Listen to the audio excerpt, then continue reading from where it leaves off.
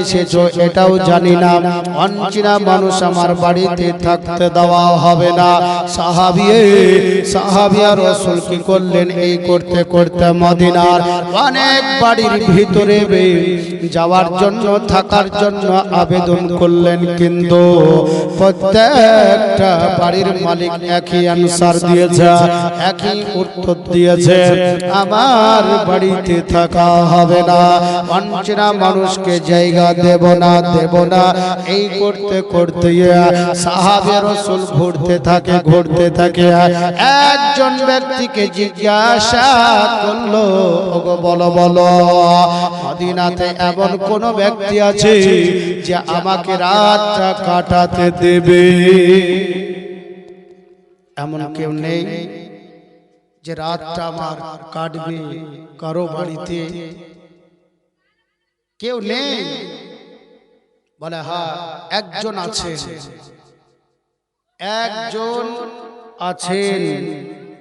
ওনার নিকটে যেই আসে অবশ্যই তাকে আশ্রয় দেয়। জোরে বলুন সুবহানাল্লাহ। তাছাড়া অনচিনা মানুষকে এই মদিনার অলিগলিতে কেউ আপনাকে আশ্রয় দেবে না। বলে কে উনি? উনি হলেন রাহমাতুল লিল আলামিন। জোরে বলুন সুবহানাল্লাহ। আমার সাইয়্যিদুল মুরসালিন, আহকামুল হাকিমিন, পরওয়ারদিগার আমার নবীকে শ্রেষ্ঠ করে, রাহমাতুল লিল আলামিন করে, দরদি নবী করে পৃথিবীর বুকে আল্লাহ পাক পাঠিয়েছেন। সেইখানে যাও, ইনশাআল্লাহ তুমি একটা জায়গা অবশ্যই পাবে। সাহাবে রাসূল আল্লাহর নবী সাল্লাল্লাহু তাআলা আলাইহি ওয়াসাল্লাম লামের দরবারে যাওয়ার জন্য আরবি রেডি হলেন। বলে রাহমাতুল লিল আলামিন, আমি তো নাম জানি না, শুনি নাই, দেখি ইনি কিরকম নাকি। সবাইকে তো দেখলাম, বাড়িতে থাকতে দিল না, এবার একবার দেখা যাক ইনি কিরকম। আজিজানে মহতারাম, উনি চলে গেলেন আল্লাহ রাসূল সাল্লাল্লাহু তাআলা আলাইহি ওয়াসাল্লামের পাক দরবারে গেলেন। যাওয়ার পর দরওয়াজা ঠক ঠক করে আওয়াজ লাগায়। আল্লাহর নবী সাল্লাল্লাহু তাআলা আলাইহি ওয়াসাল্লাম দরওয়াজা খুললেন। নবী আবার দেখতেছে এই আরবিকে। আল্লাহর নবী জিজ্ঞাসা করলেন, কে গো তুমি? নবী কিন্তু আমার জানেন নাকি, ইলমে গায়বের ভবিষ্যৎবাণী নবী আমার। আল্লাহ পাক নবী আকা মুস্তাফাকে ভবিষ্যৎ বক্তা করে, ভবিষ্যৎ বাতানে বলা করে জগতের বুকে আল্লাহ পাক পাঠিয়েছেন। আরবিকে জিজ্ঞাসা করলো, বলো কে তুমি? ওগো রাহমাতুল লিল আলামিন পয়গম্বর, আপনার ভিতরে কত না দরদ রয়েছে, মায়া রয়েছে, মমতা রয়েছে। ইয়া রাসূলুল্লাহ, ইয়া হাবিবাল্লাহ, ওগো আল্লাহর নবীজি, আমি একজন হলে মুসাফির। মুসাফির আমি মদিনার ধরতিতে এসেছিলাম বিশেষ কাজের জন্য। আর বিশেষ কাজের জন্য যখন এসেছিলাম রাত্রিও হয়ে গেছে। ইয়া রাসূলুল্লাহ, ইয়া হাবিবাল্লাহ, আমি কেমন করে এখন বাড়ি যাব? নির্জন হলে রাস্তা, অন্ধকার হলে রাত্রি, কোনো যানবাহন নাই, কোনো আজকে কোনো রকমের যে আমি উড়ে যাব এরকম জিনিস নেই। ইয়া রাসূলুল্লাহ, ইয়া হাবিবাল্লাহ, ওগো নবীজি, আপনার দরবারে আমি আশ্রয়ের জন্য একটু আবেদন করছি। আমি রাত্রিতে বাড়ি যেতে পারবো না, ইয়া রাসূলুল্লাহ ওগো নবীজি, রাতটা কি আপনার বাড়িতে থাকা হবে না? সকাল যখন হয়ে যাবে, প্রভাত যখন হয়ে যাবে, ওগো দরদি নবী, মায়ার নবী, আমি সকাল হতে হতে আপনার বাড়ি থেকে আমি বের হয়ে যাব। ইয়া রাসূলুল্লাহ, ইয়া হাবিবাল্লাহ, একটু থাকার জন্য আশ্রয় চাইছি। আল্লাহর নবী বললেন, তুমি কোন রকমের চিন্তা করিও না, আমি রাহমাতুল লিল আলামিন শ্রেষ্ঠ পয়গম্বর আল্লাহ পাক দরদি নবী করে পাঠিয়েছেন। এই রকম অসহায় মানুষের পাশে দাঁড়ানোর জন্য তো আমি পৃথিবীতে এসেছি। আল্লাহ নবী সাল্লাল্লাহু আলাইহি ওয়াসাল্লাম নিজে নিজে প্রশ্ন করতেন, আমি কে? আবার পুনরায় নবীজি আমার উত্তর দিতেন, আমি একজন বিচারক, আমি সঠিক বিচার দিব। মানুষ আমার নিকটে কাঁদতে কাঁদতে আসবে, আমি তাকে হাসি মুখে আমার দরবার থেকে বিদায় করব। আমি কে? আমি হলে রাহমাতুল লিল আলামিন দরদি নবী। গরিব অসহায়ের পাশে আমি থাকবো, কে খেতে পেয়েছে কি পাইনি, আমি এটা দেখবো। জোরে বলুন সুবহানাল্লাহ। আমরা সেই জিনিস এখনো চিনতে পারিনি। আমাদের চোখ থেকে অন্ধ, চোখ আছে ঠিকই, দুনিয়া দেখছে, আখিরাত দেখতে আমরা পাইনি এখনো। ব্রাদার ইসলাম, আল্লাহর নবী বলল, ঘরে প্রবেশ করো। ঘরের ভিতরে যখন প্রবেশ করলো, দয়ার নবী, মায়ার নবী আমার রাহমাতুল লিল আলামিন পয়গম্বর কি করলেন? যে বিস্তারে, যে বিছানায় আমার মায়ার নবী আরাম করতেন, নবীজি আমার বসতেন, শুতেন, সেই বিস্তারে যাওয়ার পর, যাওয়ার জন্য তাকে বলল, যাও তুমি এই বিছানায় আজকে রাত্রিটা ঘুমাবে। দয়ার নবী আমার রাহমাতুল লিল আলামিন শাহ জিবাকার মাদানীকে তাজদার নবী মুহাম্মদুর রাসূলুল্লাহ সাল্লাল্লাহু তাআলা আলাইহি ওয়াসাল্লাম যখন নিজের বিস্তার ত্যাগ করলেন, ছেড়ে দিলেন, আরাবিকে আরামের জন্য সেই বিস্তার ছেড়ে দিলেন। দয়ার নবী, মায়ার নবী এবার ঘরের ভিতরে তাকে যখন রাখলেন, জিজ্ঞাসা করছে, তুমি কি কিছু খেয়েছো কিনা, বলো বলো। ইয়া রাসূলুল্লাহ, ওগো আল্লাহর নবী, দরদি নবী, আমি কিছু খাই নাই, আমি অনাহারে মদিনার অলি গলি আজকে ঘুরে ঘুরে বেড়াই, আমি মদিনা শহরটা ভালো করে চিনি নাই, জানি নাই। ইয়া রাসূলুল্লাহ, ইয়া হাবিবাল্লাহ, আমার ক্ষুধার্ত লেগেছে। আল্লাহর নবী, মায়ার নবী যখন তার মুখের দিকে তাকিয়ে রয়েছে, মহানবী দেখতে পেলে তার ঠোঁট দুটো যেন শুকিয়ে গেছে। আল্লাহর নবী বললেন, তুমি এখানে আরাম করো। দয়ার নবী ঘরের ভিতরে চলে গেলেন। অন্য ঘরে যাওয়ার পর আয়েশাকে জিজ্ঞাসা করছে, গো হুমায়রা, ওগো আয়েশা, বলো বলো, তোমার ঘরে কি কোনো খাবার রয়েছে? ইয়া রাসূলুল্লাহ,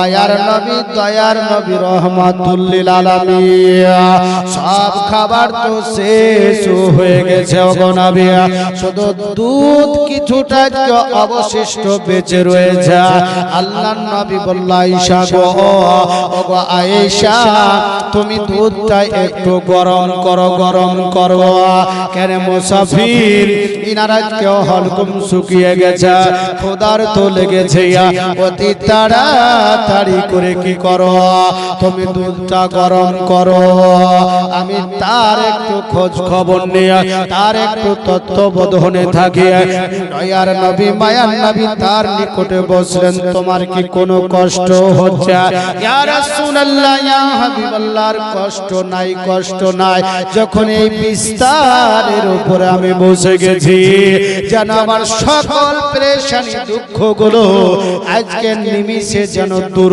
হয়ে গেছে জোরে বলো তাড়াতাড়ি দূর হয়ে গেছে আল্লাহর নবী যে বিস্তারে যে বসবে তার জন্য জাহান্নাম হারাম হবে না চিরতরের জন্য হারাম নবী যেই জায়গাতে আরাম করেন তার শরীর স্পর্শ হয়ে গেছে তাহলে সেই ব্যক্তিকে কেমন করে জাহান্নামে জ্বলাতে পারে কিয়ামত পর্যন্ত তাকে জাহান্নামে জ্বলবে না এবং পৃথিবীতে থাকাকালীন তার সেই জায়গাটাও জ্বলবে না জোরে বলুন সুবহানাল্লাহ দুধ গরম হয়ে গেছে ঘরের ভিতরে নবীজি আমার চলে গেলে আল্লাহ নবী যার পর বলছে আয়েশা দাও এক পেয়ালা দুধ আল্লাহর নবীর হাতে দিয়ে দিলে নবী আমার চলে আসলেন আসার পর আরবিকে বলছেন নাও দুধটা একটু তৃপ্তি সহকারে পান করে নাও আমাদের দুধ পান করলে পেট ভরে পিপাসা নিবারণ হয় এটাই তাছাড়া পেট আমাদের ভরে না কিন্তু আল্লাহ রাসূলের হাতের যে দুধ মোবারক থাকবে খাবে তার পেট পরিপূর্ণ হয়ে যাবে জোরে বলুন সুবহানাল্লাহ তাই নাকি দুধ পান করবে ওনাকে জিজ্ঞাসা করছে তোমার ক্ষুধার তো নিবারণ হয়েছে বলে ইয়া রাসূলুল্লাহ এখনো বাকি রয়েছে এখনো বাকি আবার চলে গেলেন নবী মুস্তাফা আয়েশাকে বলছে আয়েশা আর এক পেয়ালা দুধ দাও আবার দুধ দিলেন এবার দুধ নিয়ে চলতে লাগলেন আবার আল্লাহ রাসূল বলছেন নাও পান করে নাও যখন পান করতে লাগলেন শেষ হলো আল্লাহ রাসূল জিজ্ঞাসা করছে তোমার পেট পরিপূর্ণ হলো কিনা বলে ইয়া রাসূলুল্লাহ ইয়া হাবিবাল্লাহ আরো কিছু বাকি রয়েছে সারা দিন খাই নাই খোদার তো এক পেয়ালা মানে একটা কাপ এক কাপে দুধে কি হবে কিন্তু ঈমানের সাথে যদি খাই এক পালা দুধই আপনার পেট ভরে যাবে যাবে না ওই সেই খাবারে বরকত থাকবে সেই খাবারে বরকত থাকবে আমাদের খাবারে বরকত না কেন বিসমিল্লাহ বলতে তো ভুলে যায় চাই না গো আরে বিসমিল্লাহ বললি রে বলে ভুলে গেছি গো দুনিয়ার কোন জিনিস ভুলছে না বলে বিসমিল্লাহ বলতে খাওয়ার সময় ভুলে যায় সেই খাবারে বরকত থাকবে গো শয়তান সেই খাবারে শামিল হবে আজিজানে মুহতারাম আল্লাহর নবী পুনরায় চলে গেলেন আয়েশাকে ডেকে বলা আয়েশা গো ওগো আয়েশা আরেক পেয়ালা একটু দুধ দাও আয়েশা আরেক পেয়ালা দুধ দিলেন দেওয়ার পরে নিয়ে চলল ওগো আরবি বলে এই দুধটুকু তুমি পান করে নাও আরবি কি করলেন? দুগ্ধ পান করে নিলেন। আল্লাহ রাসূল জিজ্ঞাসা করছে তোমার পেট পরিপূর্ণ হলো কিনা বলো। ইয়া রাসূলুল্লাহ, ইয়া হাবিবাল্লাহ, গো মায়ার নবী, আমার এখন পর্যন্ত পেট পরিপূর্ণ হয়নি। এই করতে করতে যখন 6 বার হলো, 6 পেয়ালা দুগ্ধ নিয়ে গেল। 6 পেয়ালা দুগ্ধ পান করার পর তার পেট ভরল না। পুনরায় আল্লাহ রাসূল অবশিষ্ট যে 1 পেয়ালায় মাত্র দুধ রয়েছে, নবীজি বড় চিন্তিত হলেন, আমি কি করব? এবারও যদি পেট পরিপূর্ণ না হয়, বাড়িতে কোনো খাবার নাই, আরবি এবার যদি চাই তাহলে আমি অপমান হব কিনা বলেন। হাওয়া আল্লাহ রাসূল কি করলেন? নিয়ে গেলেন 7 পেয়ালা দুধ যখন পান করল, নবীজি আবার জিজ্ঞাসা করছে, আরবি তোমার কি পেট পরিপূর্ণ হয়ে গেছে? ইয়া রাসূলুল্লাহ, ওগো আল্লাহর নবী, মায়ার নবী আমার, এবার আমার পেটটা যেন পূর্ণ হয়ে গেছে, আর ক্ষুধার্ত নেই। একটু জোরে বলুন সুবহানাল্লাহ। যখন পেট পরিপূর্ণ হয়ে গেছে, আল্লাহ রাসূল বললেন, তুমি কোন রকমের চিন্তা করবে না, তুমি এই বিস্তারের উপরে আজ রাত্রিটা কাটিয়ে দাও। আরবিকে শুইয়ে দিয়ে নবীজি আমার বললেন, যদি কোন রকমের অসুবিধা হয় আমাকে একটু ডেকো, আমি সঙ্গে সঙ্গে তোমার দরবারে হাজির হয়ে যাব। আরবি কি করলো? যখন ওই বিস্তারের উপরে শুয়েছে, সারা রাত ধরে আর ঘুম হয় না। এদিকে একবার মরে, ওদিকে একবার মরে, ঘুম আর আসে না। অনেক চেষ্টা করে ঘুমানোর, দেখবেন আমাদের মাঝে এরকম হয়, সারা রাত ধরে ঘুম হয় না। আর যখন আজান দিবে তার কিছুক্ষণ পূর্বে শয়তান হাত পা টিপে বলে, এবার ঘুমা, জি ভরে ঘুমার, ফজর তোর রসা চলে যায়, ফজর আর পড়তে হবে না, ঘুমিয়ে ফজর পড়ে। শয়তান এটাই তো চাইছে মানুষকে জাগিয়ে দেখবেন, তাড়াতাড়ি যদি শুয়ে যান তাহলে ঘুমটা ভালো হয়। একটু রাত করে শুবেন, দেখবেন আর ঘুম আসতে চাইবে, আসবে আর আসে না। মোবাইল দেখে দেখে রাত কাটায়, ফ্রি ফায়ার খেলতে খেলতে রাত কাটায়। ইবাদত বান্দাগি তে রাত কাটানোর জন্য বলা হয়েছে, ওয়াল্লাযীনা ইয়াবিতুনা লিরাব্বিহিম সুজদা। ব্রাদার ইসলাম, আল্লাহ রাব্বুল আলামিন, আল্লাহ তাআলা রাত এবং দিন ইবাদতের জন্য বানিয়েছে। রাতটাকে ইবাদতের জন্য খাস করে না। রাতে ইবাদত করে তৃপ্তি আসে কিনা বলে? দিনে তৃপ্তি আসে না, তাড়াহুড়া লাগে, মাঠে যেতে হবে, ধান কাটতে হবে, কোথায় যেতে হবে, কিন্তু রাত্রিতে সেই চিন্তাটা কারো থাকে না। এর জন্য রাত্রির ইবাদতটা খুব মনোযোগী হয় এবং মন বসে, স্থির হয়, ইবাদত করতে ভালো লাগে, নামাজ পড়তেও ভালো লাগে। আজি জানে মহতারাম, সারা রাত ধরে আরবি যখন ঘুম আসলো না, ছটপট করতে থাকে। আল্লাহর নবী সাল্লাল্লাহু তাআলা আলাইহি ওয়াসাল্লাম ফজরের পূর্বে মসজিদে নববীর ভিতরে আল্লাহর নবী চলে গেলেন ফজর আদায় করার জন্য। ফজরের নামাজ আদায় করবে, কিন্তু নবীজির উপরে তাহাজ্জুদ বাবা ফরজ ছিল, নবীজি তাহাজ্জুদ পড়তেন।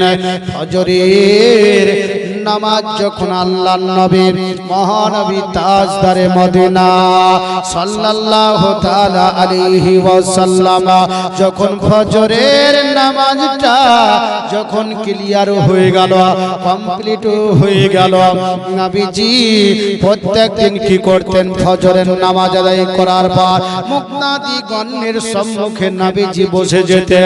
কখনো হাসরের বর্ণনা নবীজি আমার করতে, কখনো ফুলসিরাতের বর্ণনা করতেন, কখনো মিজানের দ্বারের বর্ণনা করতেন, কখনো হাউজে কাউসারের বর্ণনা করতেন, কখনো নবীজি আমার জাহান্নামের বর্ণনা করতেন, কখনো জান্নাতের বর্ণনা করতেন।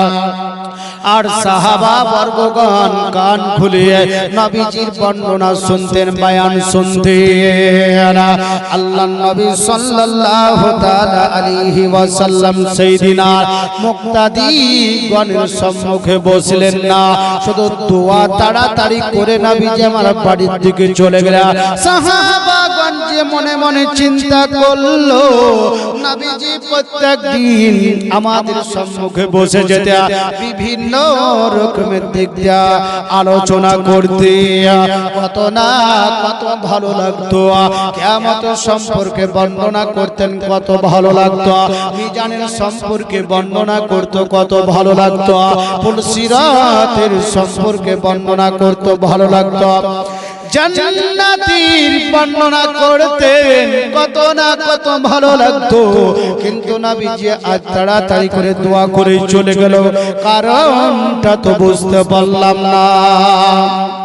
আল্লাহর নবী যখন ঘরের ভিতরে যখন প্রবেশ করলো, ওই আরাবীর নিকটে গেল। গো আরাবী, সারা রাত ধরে তোমার কি কোন রকমের কষ্ট হয়েছে? ইয়া রাসূলুল্লাহ, ইয়া হাবিবাল্লাহ, নবী গো, ওগো আল্লাহর নবীজি, সারা রাত ধরে আমি ছটফট করেছি, আমার ঘুম হয় না। আল্লাহর নবী বলছে, তাহলে তো আমার বাড়ির মেহমান আর তোমার কষ্ট হয়েছে। আল্লাহ রাসূল সাল্লাল্লাহু তাআলা আলাইহি ওয়াসাল্লাম খুব কষ্ট পেলেন যে রাসূল আরবি সাল্লাল্লাহু আলাইহি সাল্লামের ঘরের মেহমান আজ সারা রাত ধরে কষ্ট পাচ্ছে, আর আমি তার খোঁজ খবর নিতে পারিনি। আমরা এরকম খোঁজ খবর কেউ নেই গো, কেউ নেই না। যদি খুবই আপনজন হয় ধরেন তবে গালিব, নিজের লোক ঘনিষ্ঠ লোক, তবে তার খোঁজ খবর নিবার বাদ বাকির খোঁজ খবর পঞ্চিনা মানুষ যদি আপনার বাড়িতে থেকে আসে খোঁজ নেবেন? হ্যাঁ, দুটো খেলেন বা সুখাকাতে শুয়ে যায়, এটাই আমরা বলবো। কিন্তু নবীজি আমার বলছে আমি কষ্ট পেলাম, আর আমি বলছে ইয়া রাসূলুল্লাহ, ইয়া হাবিবাল্লাহ, গো নবীজি, এই বিস্তারের পর যখন শুয়েছি কি জানি আমার ঘুম আসে না। মনের ভিতরে শুধু একটাই আমার বাসনা যে এত সুন্দর মানুষ আমাদের গ্রামে দেখিনি, পাড়াতে দেখিনি, মদিনাতেও দেখিনি। দেখেছো গো ব্যবহার, এত ব্যবহার ভালো, আমি মুগ্ধ হয়ে গেছি। আপনাকে বিভিন্ন রকমের মানুষ জাদুকার বলে, বলেন না, বদকার বলে, গালিগালাজ দেয়, আবু জেহেল বিভিন্ন রকমের কথা বলে নবীর সাথে, উতবা শাইবা বিভিন্ন রকমের অশ্লীল ভাষা প্রয়োগ করে।